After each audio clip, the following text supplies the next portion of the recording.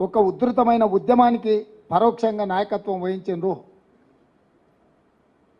అదే సందర్భంలో న్యాయస్థానంలో కూడా వీటిని సవాల్ చేస్తే న్యాయస్థానము 9 మంది జడ్జిలతో కూడుకున్న ధర్మాసనము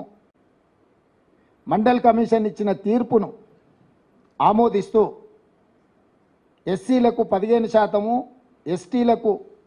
7.5%, 22.5% పోను 27% విద్యా ఉద్యోగాలలో బీసీ ఓబీసీలకు రిజర్వేషన్లు ఇవ్వండి అని తీర్పు ఇవ్వడమే కాకుండా వర్టికల్గా 50% మించకూడదు అనే నిబంధనను కూడా ఆ రోజు ఇంద్రసాహాని వర్సెస్ యూనియన్ ఆఫ్ ఇండియా కేసులో స్పష్టమైన తీర్పు ఇవ్వడం జరిగింది. అంటే సుప్రీంకోర్టు బీసీ ఓబీసీ రిజర్వేషన్లకు కూడా మండల్ కమిషన్ సిఫార్సులను అనుమతిస్తూ